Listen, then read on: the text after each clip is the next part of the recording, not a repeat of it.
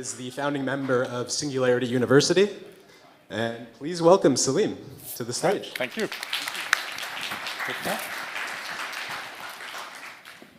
All right. Quick show of hands. How many of you have heard of Singularity University? Okay, a few of you. And has anybody read the book? A couple of you. All right. So what I want to do is give you a sense of, lift up a level to the meta level, pun intended, of broadly what's happening in the world and why I'm so passionate about the metaverse. I think it's a really critical point in time for humanity. I mean, it's literally civilization level stuff that I think we're needing to think about.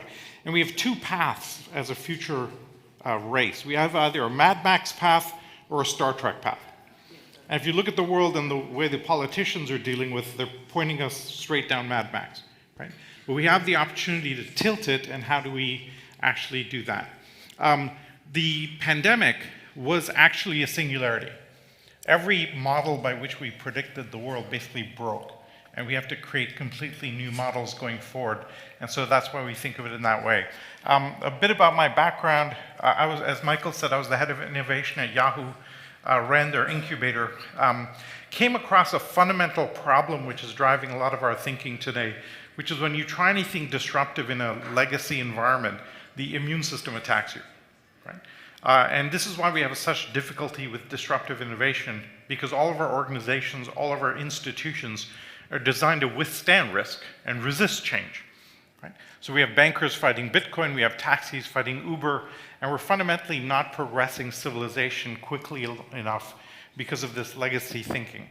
I ended up on the back of Singularity, which I ran for about 7 years, writing this book on how do you organize for today's world.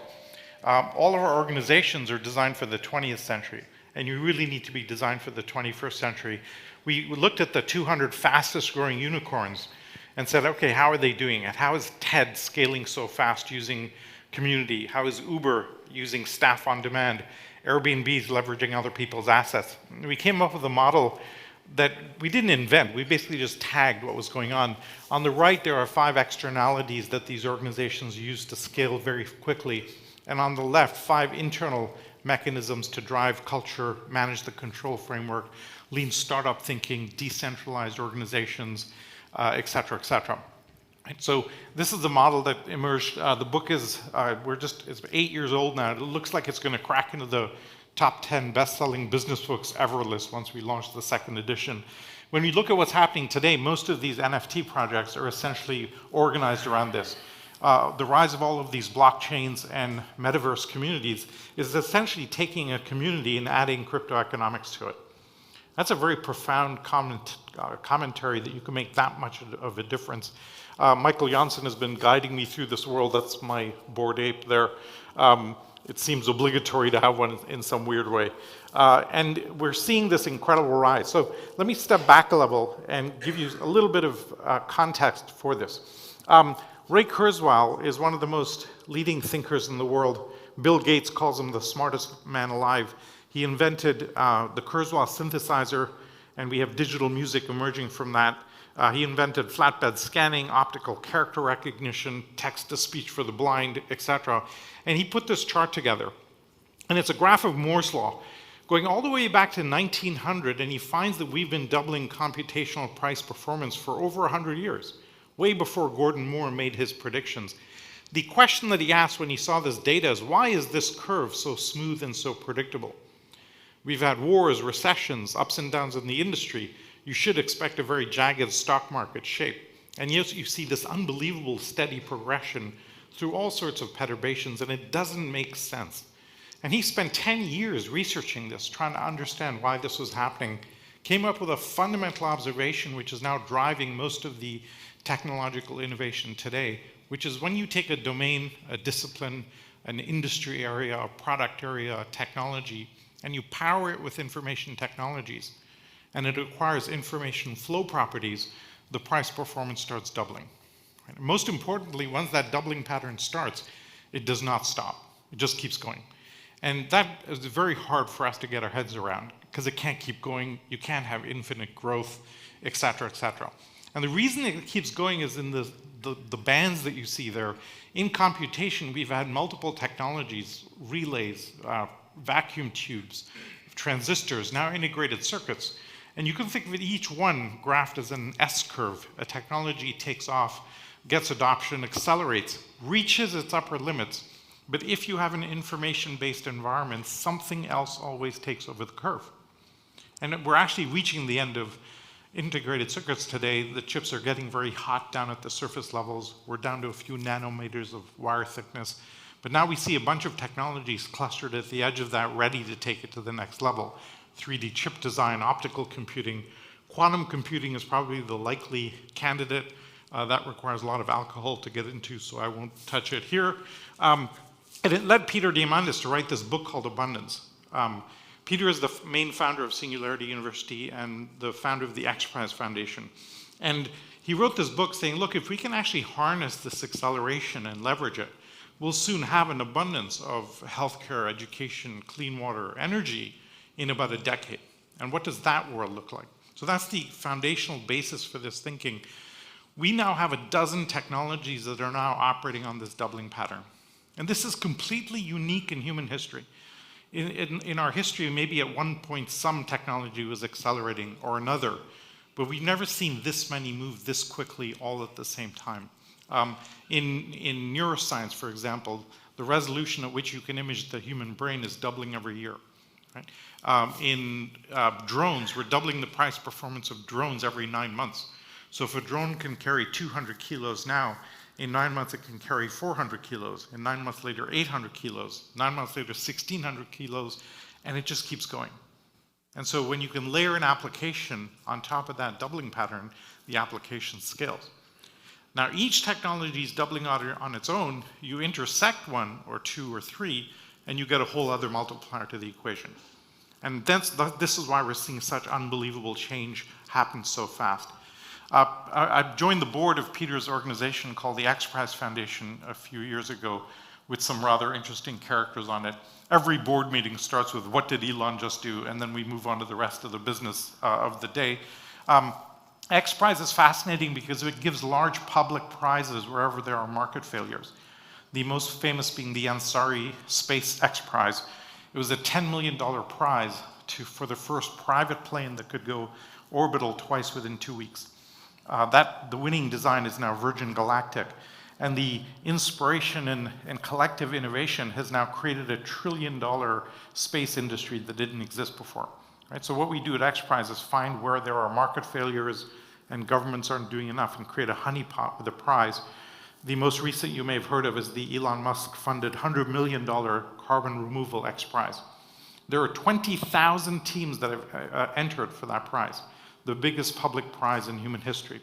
And so that's some of the thing that we do. So this is essentially what I've been up to for the last 10 years or so. I've a few observations of what is happening at a macro level, looking at all the world. The first is that we have unbelievable technological innovation, right? And I call it 20 Gutenberg moments. In the 15th century, the printing press fundamentally changed the world. And we now call that a Gutenberg moment because of the transformation it created in society. Well, blockchain fundamentally changes the world. AI fundamentally changes. Solar energy changes. Autonomous cars change the world. CRISPR changes the world. And I think we've got about 20 of those hitting us at the same time. The challenge this has is that it breaks every institution by which we run the world.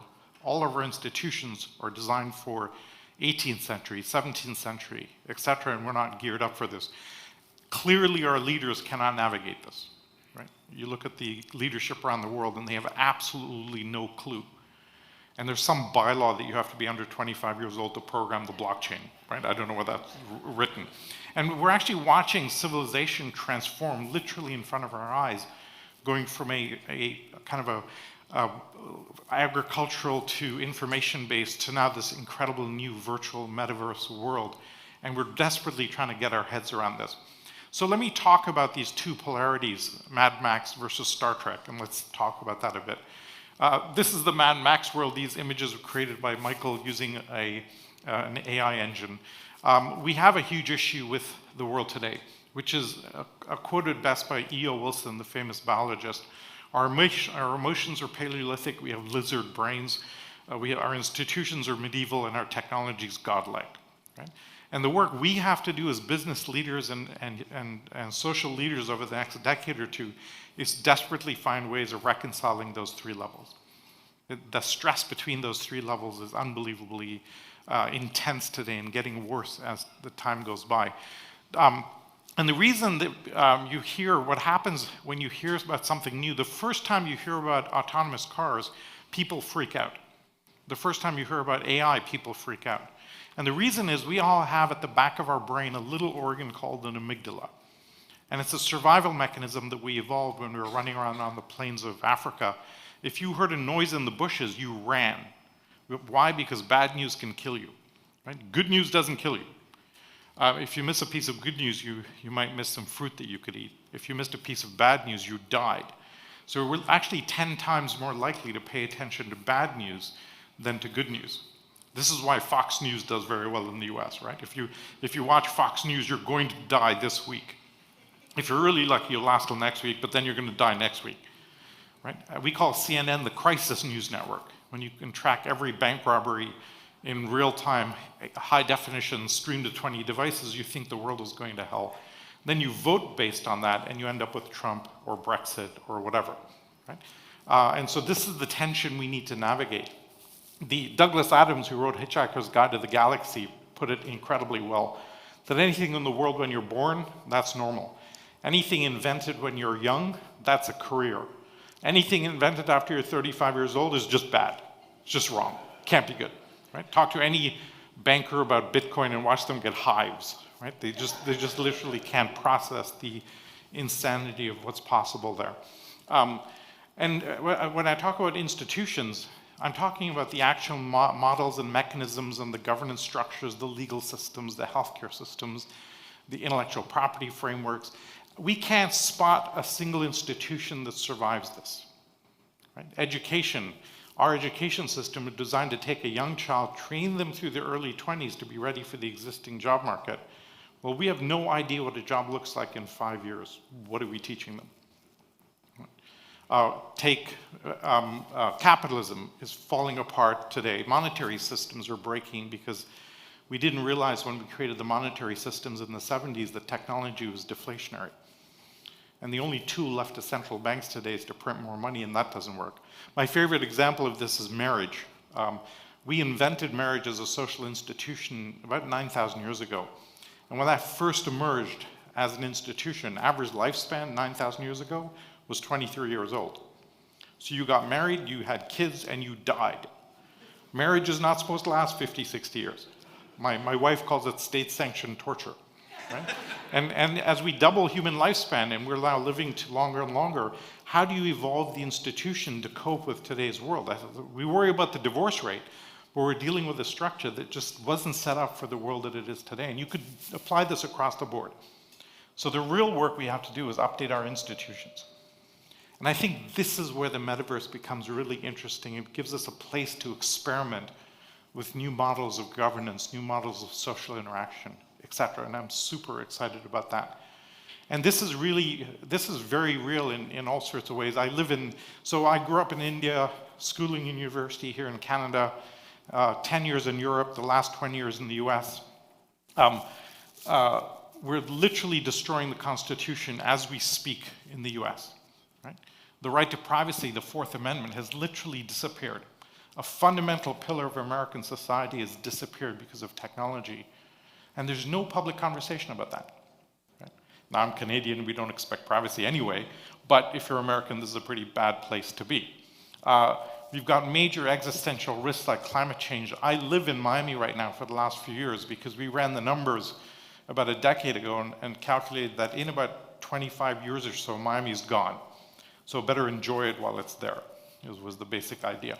Yet you try and talk to the governor down there or the people, and they literally can't cope.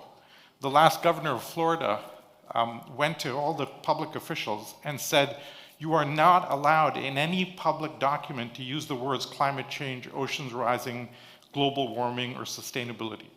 Right? There's the immune system. There's full Luddite revolt.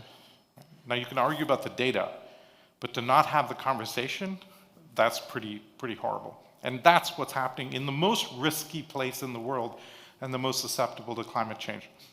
Michael generated this image of myself and somebody that looks like my wife, except that's not my wife. My wife is going to be very unhappy when she sees this image. I have some explaining to do, right? Thank you, Michael. So we've got this enormous tension now on how do you deal with this, this future where we can copy anything, fake anything, et cetera, et cetera. All right, so that's the Mad Max side. Let's move to the positive side. Okay? We call this Star Trek. When you talk to the Roddenberry family and you ask them what was the thesis behind Star Trek, they actually created it with a really wonderful framing. They called it IDIC, infinite diversity, infinite creativity. And the basis around Star Trek, with all the multiple races and aliens and et cetera, abundance for all, a peaceful environment, is this fundamental thesis. And so what does that look like? Well, if we have a dozen technologies all moving quickly, this is profoundly amazing. Why? Because technology is a major driver of progress in the world. It might be the only major driver of progress we've ever seen in the world. And now we have a dozen technologies moving very quickly. The upside potential is infinite. Right? That's absolutely huge. And they're all very sexy. We're hitting mainstream press around this. We're hitting life extension. We have AIs. By the way, I don't believe AIs become conscious, and I don't believe AIs take over the world. And we can talk about it in the Q&A if you want to know why I believe that. For example, a few years ago, I took a Tesla, and I drove it from Miami up to Toronto and back. And when I drove it down, the car drove itself about 35% of the time. Okay? When I drove it back, same car, same sensors, 18 months later is now driving itself 80% of the time. And that's just better data, better software, that many more cars have mapped the road. I've now done this trip 4 times. Okay? And what's amazing is I get into this car, it drives itself across the country 80% of the time by itself. It's basically a first-class train cabin. And because for my model, whatever, the charging stations are free, the entire trip of 2,500 kilometers is free. Costs me 0. Okay? That blows your brain. That is a Gutenberg moment. That fundamentally changes the way you look at the world. Now when we go back and forth, I say to my wife, you fly, I'll take the car. I load up with 5 of my favorite shawarma kebabs, I arrange 60 conference calls, and I eat and I drive and I talk. Right? And it's a ton of fun. And how many people do we not have time to connect with that we can now do that? And so this is what's possible on the positive side. In energy, we've seen solar energy, which is now on a doubling pattern. Solar energy is doubling every 22 months, and it's been doing this for 40 years. So for 40 years, we've been doubling roughly every 2 years the price performance of solar. At this pace, we will be able to power the entire world by 2030. We're 4 doublings away. This is why Russia is invading Ukraine right now. Their only asset is oil and gas. In 5 or 6 years, the value of their oil and gas will be worth very little. They have to invade now. They don't have the currency later on. And wars have this convenient effect of increasing oil prices. Now, Canada, not great. 40% of our exports are oil. Right? The foundation of the Canadian economy gets affected heavily there. We've seen throughout humanity lots of different ways in which we've survived and evolved, right? Hunter-gatherers, we used to get injured. Then we had infectious diseases. When we hit the Industrial Revolution and transition, we had cardiovascular illnesses. We've kind of mostly nailed that. We're now in the cancer phase, and we're about to break old age.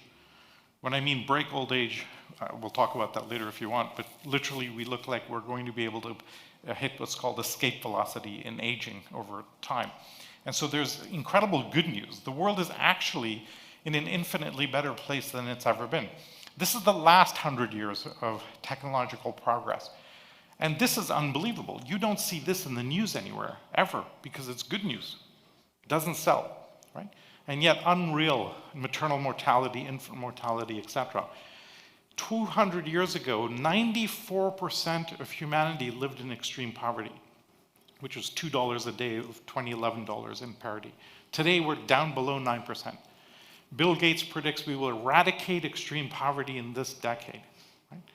And that's just an amazing concept that that's possible.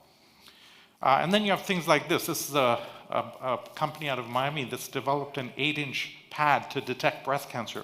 All those little dots are very sensitive nanosensors, temperature sensors. So if you're a woman, you put this on left and right side for 10 minutes at home. You take a picture of the barcode. It uploads it, and AI analyzes the temperature difference between left and right sides. And if you do it every 6 months, the delta from the last time you did it, this turns out to be 80% better at detecting breast cancer than a mammogram. Costs like $20. And this is FDA approved. They're just launching. We can now eradicate breast cancer globally just by giving this out. Right? And this is the incredible possibility of this. One more example is this. We launched a Water Abundance X Prize a few years ago. And the prize was, can you create a machine that will extract water molecules out of the atmosphere?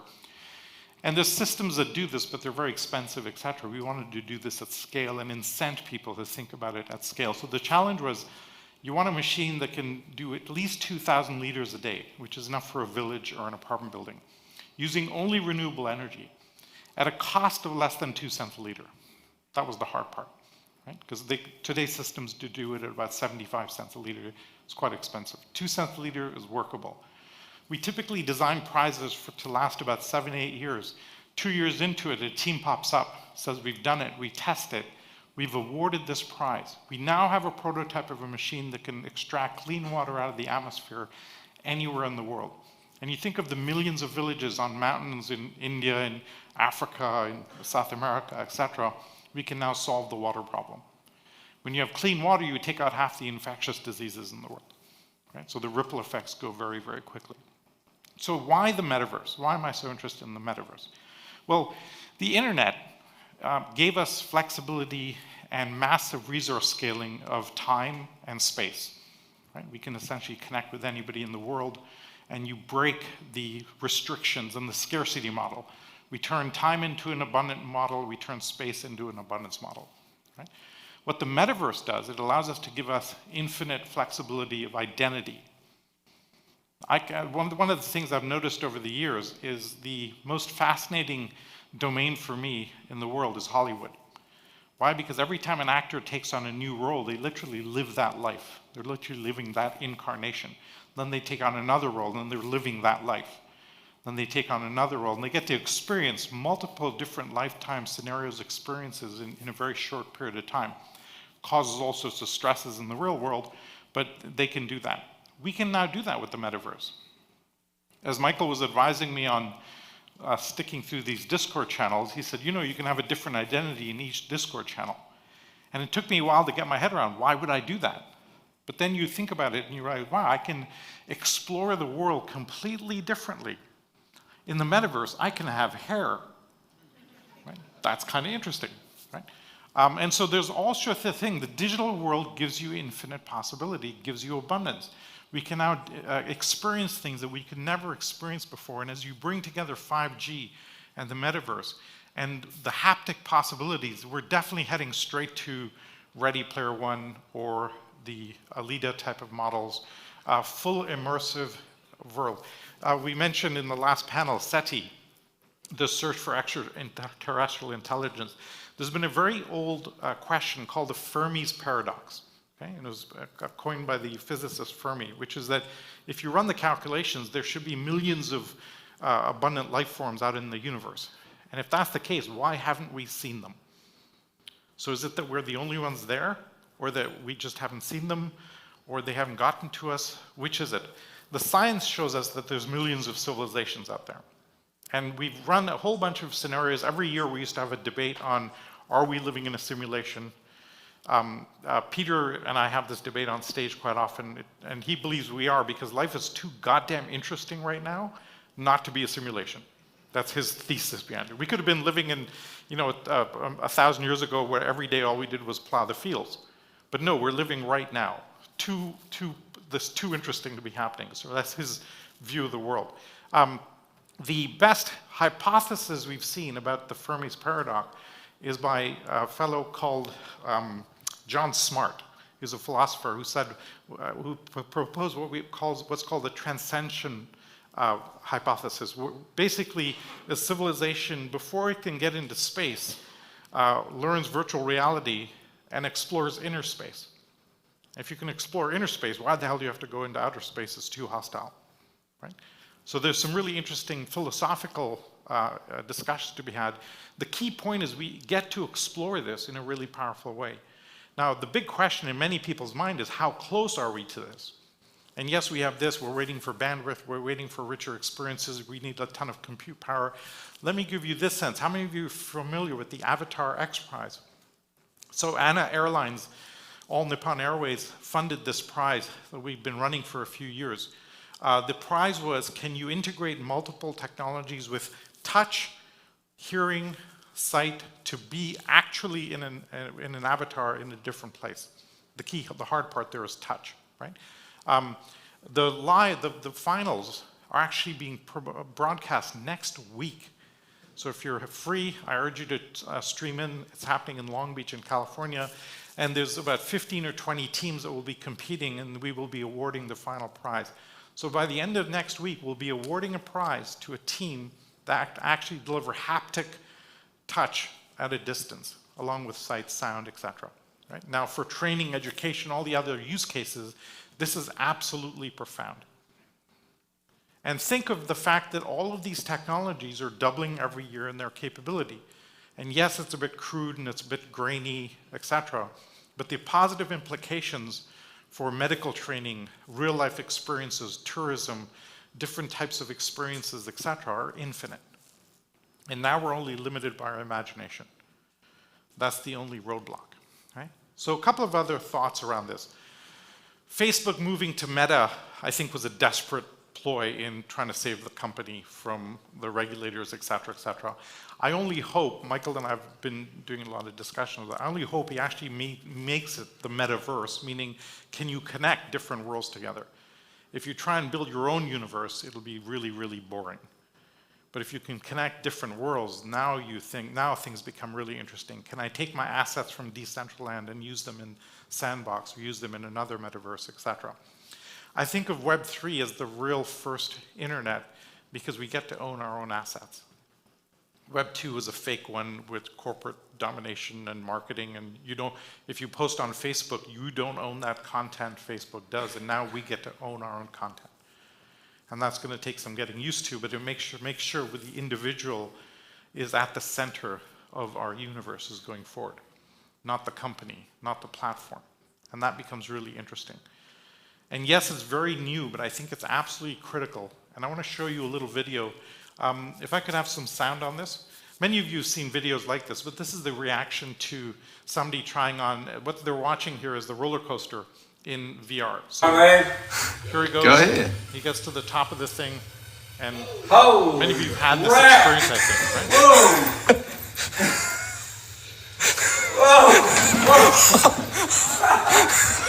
right? So you've all seen videos like this. Many of you have had this experience, right? You put it on and you totally freak out, you lose your... The reason VR is really interesting, along with AR, Metaverse in general, is that virtual reality and augmented reality disrupt reality. Because that virtual roller coaster can do way more interesting things than a real roller coaster. And that becomes really profound. And so as we move to this world, when I look at what's happening, when I look at the way we're managing ourselves, we are not able to manage ourselves through the crisis that we have right now. Our governance models are not structured enough. Civilization cannot cope with the stresses. We're going to need the metaverse. We're going to need this new layer of experiences to actually bridge us into whatever the future is for humanity. So I hope that gave you some context for how to think about it. Star Trek or Mad Max, which would you rather have? Right? Thank you very much. I've left a bunch of time for Q&A because I'm sure there's 100 questions. If you're interested in joining our community, we have about 17,000 consultants, technologists, entrepreneurs, innovators focused on this thing. The website is openexo.com. It's free to join. Any questions? I covered a few different areas there. Yes, sir. Can you switch back? 1, 2. Salim, thank you very much for this amazing presentation. Very interesting. My name is Samir Azizi. I'm from the Azizi podcast. You've mentioned artificial intelligence briefly, and it seemed like you were a little skeptical about it being like sentient and all. So I would say, at risk of these conversations being recorded right now and possibly in the future being processed by artificial intelligence, do you believe that in the future artificial intelligence rights should be treated as human rights? Yes. And the reason is that there's a spectrum of what is consciousness, right? So when we were based at NASA building this university out, we had a lot of discussion with astronauts. And they'd spend a lot of time with animals in labs, free floating. Before they went on the Apollo program, they did a ton of, because when they first launched into space, they had no idea whether human beings could survive. In zero gravity, do your organs explode or not, right? Do they stay whole? Like, we had no idea. So we put animals up, and they did a lot of testing of animals with labs. And one of the astronauts, we were chatting about this, and we were talking about self-awareness. So one concept, one subset of consciousness is self-awareness. And we have a huge problem discussing consciousness because we don't have a definition for it, and we don't have a test, right? Even the concept of self-awareness, you look like you're self-aware, so I attribute self-awareness to you. I think I'm self-aware, but my wife disagrees, right? And where do you even start with the conversation? And his view, have the same problem. when you get to the level of about a frog is just about self-aware. In his view, a frog kind of just goes, oh, I'm a frog. A mosquito doesn't know it's a mosquito. A dog definitely knows it's a dog. Right? A dolphin definitely knows it's a dolphin. And so we actually had a bunch of neuroscientists get together and kind of issue an edict saying consciousness is a spectrum. And the more sophisticated and the more your mind can go into past and future, conceptualize past and future, the more conscious you are. And that's kind of the boundaries of it. Now, if you believe that, think about the idea of robotics and can robots become conscious. I actually flip the conversation around and I think of us as biological robots. All of our activities, our emotions are all subroutines running in our brains. The minute you get a vaccination as a child, you're technically a cyborg. So just so you know that. So we've been augmenting ourselves forever, right? You're wearing spectacles, you're a transhumanist, and you're actually living in that model, right? We've been augmenting ourselves with technology for a very long time. So it's a spectrum. If AIs get to the sophisticated level where they can make you think of the Star Trek Data, right? And that show teased out a lot of this moral type of discussion. I don't think there's any reason why you wouldn't attribute self-awareness to it. Or rights to it, human rights to it. And I would bring it back from the other way. If I have an artificial leg, do I have human rights? Yes. If I have two artificial legs, sure. Arms, legs, head, right? So if you come back from the other way, you would attribute human rights the minute you could assess somebody was human. Now, what does that mean? You know, there's lots of people that I don't consider alive anyway. So how do you think about that? So the problem again comes down to a definition problem. But the summary would be, yes, if an AI exhibited the properties and wanted to assert rights, you should have that conversation, absolutely. Thank you. And just to touch on the AI's becoming conscious part, this is a big debate out in the world, right? Like, can AIs become conscious? And the problem is we won't know if and when it happens because we don't have a test for it. We did this debate at Singularity University and said, are there any real-world systems that have the requisite inputs, outputs, processing where it might suddenly become self-aware and say, oh, I'm a system? And we looked at a bunch of different systems, and the one we actually found that might be the most likely is traffic systems. Traffic systems actually have the requisite inputs and outputs and processing and feedback loops that one day a traffic system might suddenly go, oh, I'm a traffic system. And the question is, what would it do, and how would we know? Right? We have no way of knowing if that thing suddenly generated self-awareness, again, for the first problem. Now, I don't believe AIs take over the world because we've developed and evolved. Think of a PageRank, Google's algorithm for scrolling the web. It's developing a complete intelligence for how to scan billions of websites at the same time. It's an orthogonal amplification of human intelligence and complementary to human intelligence. It's not replicative of human intelligence. Human intelligence is uniquely evolved for 4 billion years to do two things, survive and procreate. And AI doesn't suffer from either of those constraints. So the idea that it may suddenly become malevolent and decided to take out humanity is something we'd find, it's a very long way off at the very least. All right, I hope that covered that. Yes, sir. Hey, yeah, thanks for speaking. That was incredible. You covered a lot of topics that I've been looking into for quite a few years. actually started looking into blockchain. Oh, sorry, I guess I'm Callum Lutzma. I work at Breskin and Parr, an intellectual property law firm, and I'm also a photographer and a creator, so I've been looking into this from multiple elements. But I started researching blockchain as a way to solve fake news after the 2016 election and the Cambridge Analytica debacle. So I think that a lot of what you're saying, even with AI, and we've seen a lot of issues with the development of personalities online that are not necessarily authentic and trustworthy, and we are developing, along with like deepfakes and AI to combat that, ways to try and truly determine if someone is acting as a human online. So I think a lot of our issues with what we've been seeing with the government and the pushback from many people around the world has to do with the fact that we have traditionally dealt with states, and a lot of these issues that are arising are extra jurisdictional. So Yes. I'm kind of wondering, along with your comment that Web3 is kind of the true internet, like I agree with that. I think it is a fundamental aspect of the development of this tech that we're able to own digital assets, and not only that, tie those digital aspects to a specific digital identity that becomes our representation of our digital version of ourselves. So with all that in mind, and kind of dealing with the intellectual property associated with ownership and how it's traditionally been dealt, how do you see digital identity kind of being formatted as almost like a passport through the metaverse when we have to deal with so many different regulations and legal systems?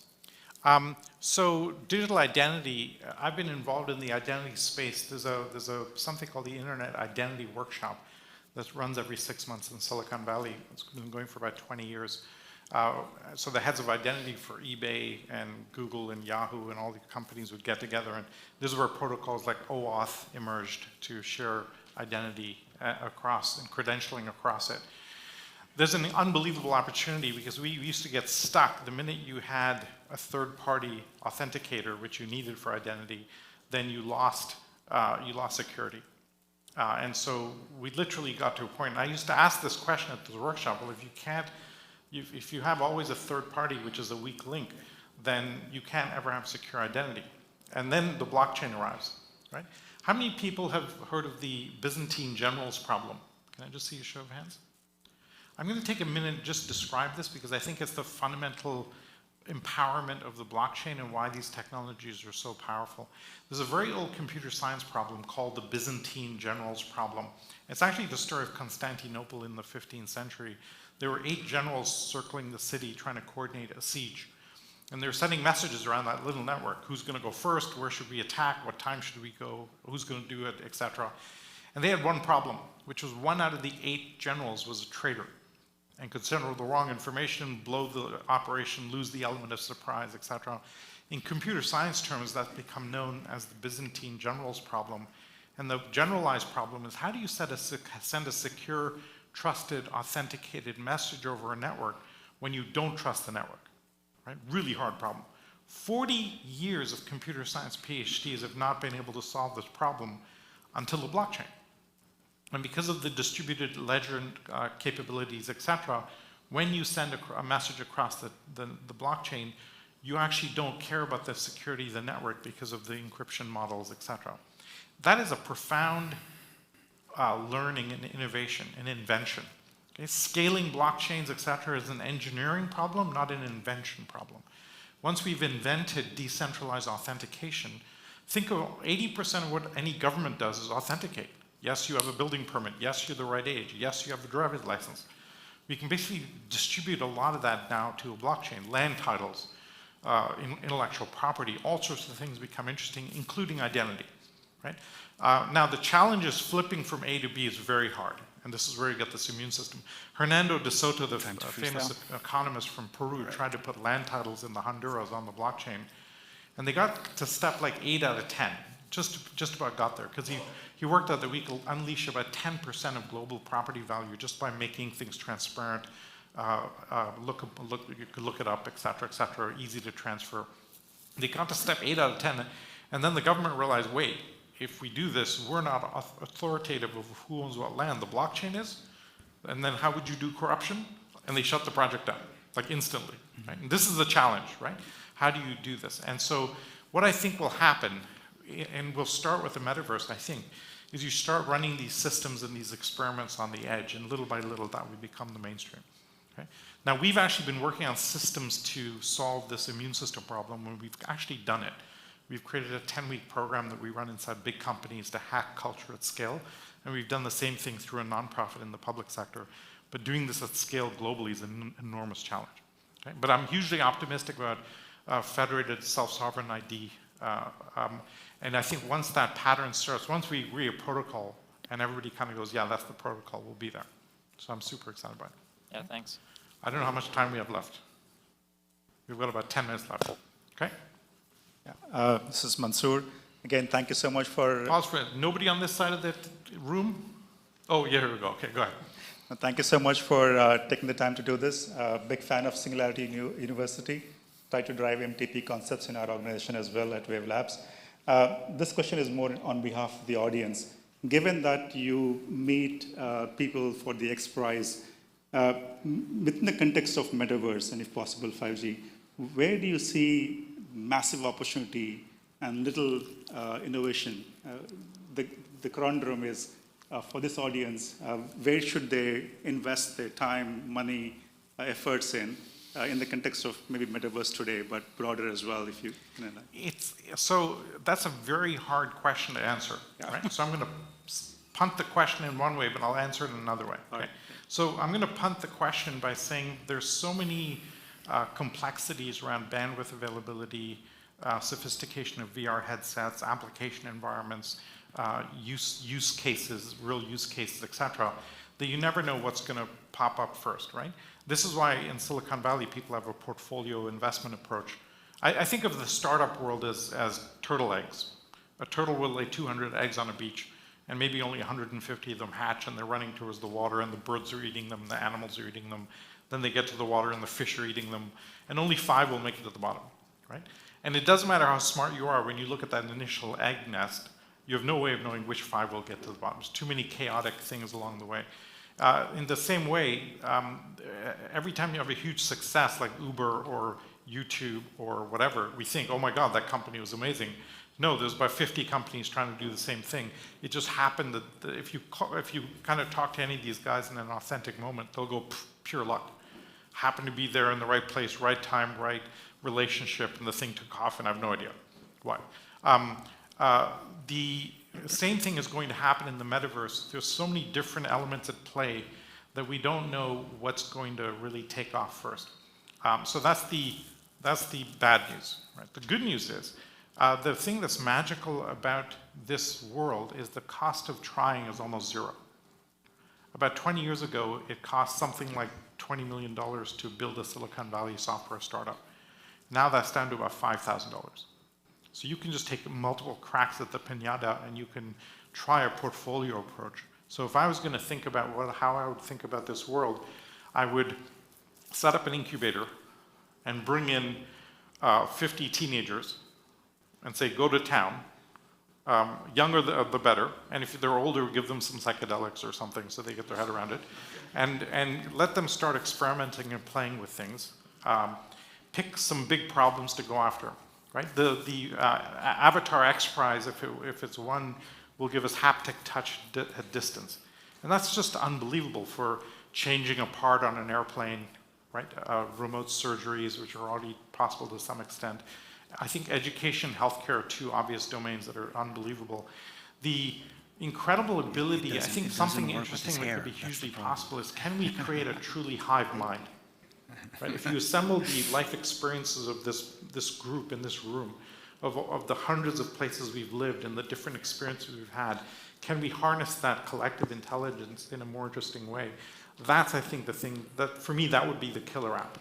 A group consciousness to emerge and then manage ourselves in a different way going forward. Because we know that once you connect in that way, then you don't fight wars, et cetera, et cetera. So that would be the hope. So let's see what happens. Okay? I hope I sidestepped your question adequately. Okay. Yes, ma'am. Seasoned pro, man, this guy. No, but if you shout it out, I will repeat the question. No. Shout it out, I'll repeat the question. So going back to the IDIC philosophy of Star Trek, the infinite diversity means life.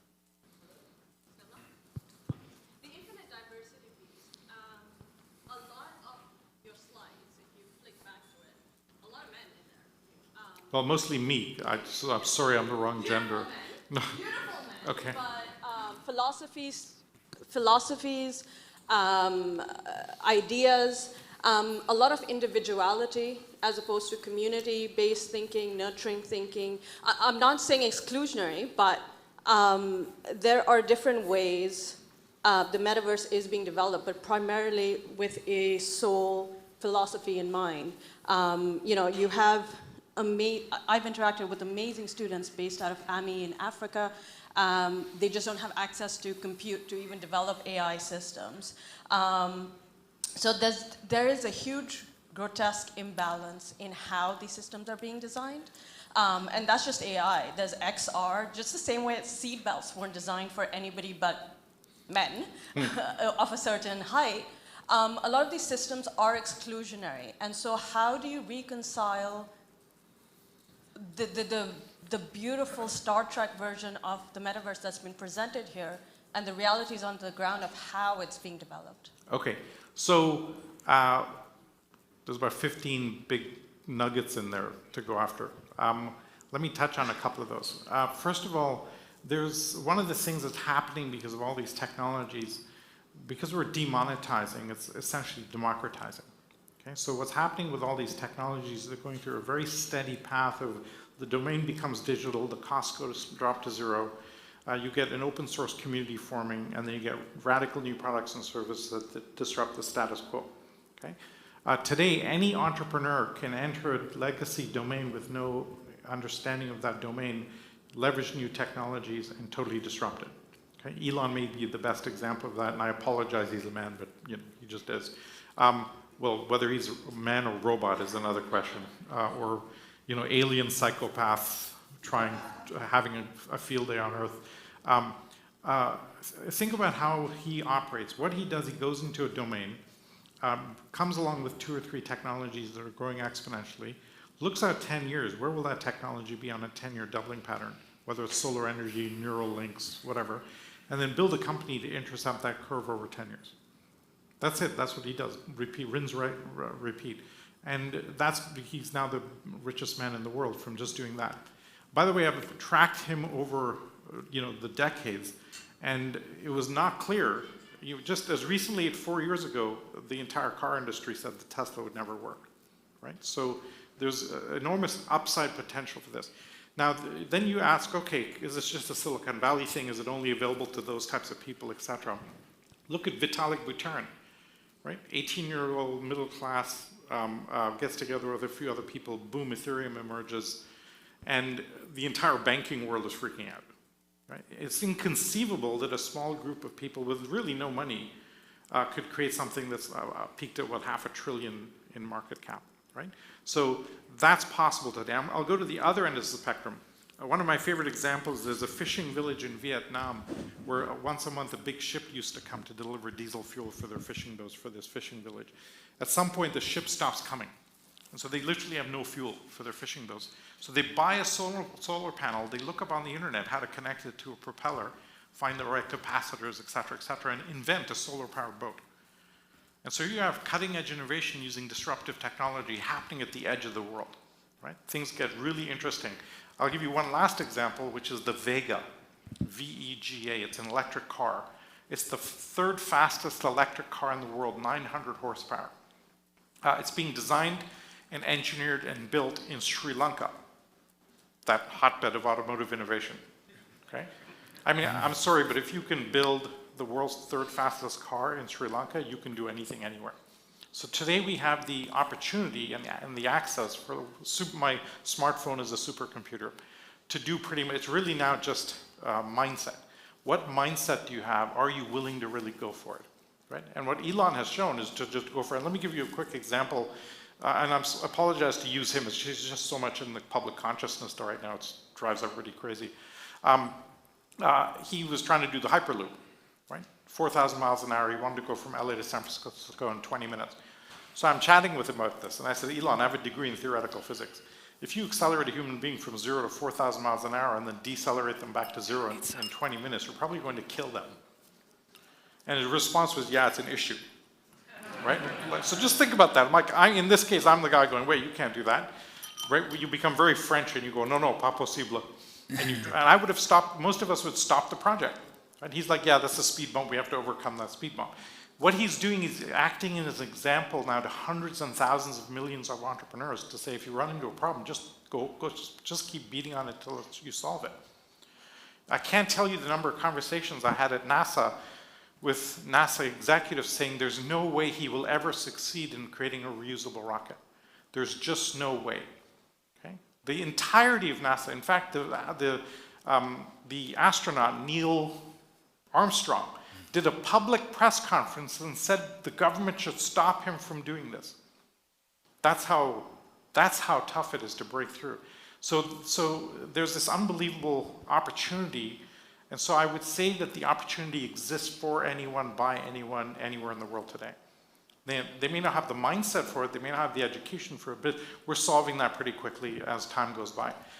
Just to go back to the diversity thing, I will agree with you to even the other extreme on I'll just pick the gender diversity. And if you're interested in this, I did a TEDx talk, it's titled Occupy Male Street, like Wall Street, male, female.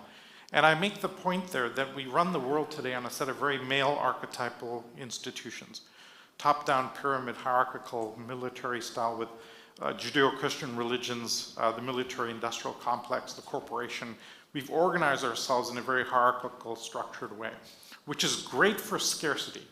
If you're operating in a scarce world, you want that type of military-type structure to grab resources, etc. As you go to abundance, you do not want a male archetype running the world. You want a female archetype running the world. The female archetype, when it meets abundance, will share it around. The male archetype will try and hoard it. Middle East oil, Wall Street money, etc., etc. And so we've been running the world on a male archetype for the last few centuries very successfully. We got ourselves out of poverty. We've lifted the human civilization with all these things. We now need to move to a much more female modality, which is the rise of Burning Man, the maker movement, the open source movement, the Metaverse movement, the crypto world, etc., where you have decentralized structures operating on a peer-to-peer mesh collaborative participatory environment. And you need that structure. So from an archetypal perspective, I don't really mean gender, I mean archetype. We need to move to that model as fast as possible. And all the stress in the world, if you think Mad Max versus Star Trek, you could replace those two words with male archetype and female archetype. Right? We need to move to that as quickly as possible. That will then enable all of these other interesting things to become possible. Okay? I think I may be out of time. Yes, there are many people wanting to ask question. Okay. They would be asking offline. Sure. But I would like to take a minute here. Where is the clicker? Oh, it's here. So when you can go back to the previous one. So you are announcing to the community. Oh, that doesn't matter. If anybody wants to join our community, it's openexo.com. It's free to join, etc., etc. Go back. Yeah, that's one. All right, there you go. That's the first one. And the second one is, Salim, I must say that I've been following you for the last 20 years. I've seen your video. You don't look old enough. No, I can't. Okay. And I've shown your video He's quick. to my son, and he hates you as much as me. Okay. He hates me as much as you. Okay. So he's, in the sense that it was a joke, maybe didn't say it right, but what I really meant is that he grew up seeing your videos, learning from you, and I also did the same. Thanks a lot. That's number one. And the number two is, for us, it's like a dream having you here. I'll tell you the reason why. I met Michael, and I was asking Michael, I wanted to really get someone as a brand ambassador to help us with this first edition. And he was like, hey, do you know Salim? Yeah, I know Salim. I know him for the last 20 years. What are you talking about? And he said, yeah, I know Salim. I can call him, and I can have him to come and help us. And he came to you with a request, and you accepting that request and coming and honoring us. Thanks a lot for that, Salim. Right? You're very welcome. I think the work you're doing here is some of the most important work to bridge us into this next world. So, absolutely. Happy Thank to be you. By the way, I'm not sure if everyone knows this or not. The community that is put together this event, we do not have any full-time employees. Everyone are volunteers, and we put together as volunteers as a community this event. Thanks to all the volunteers again. So that I would like to honor you. Thank you very much.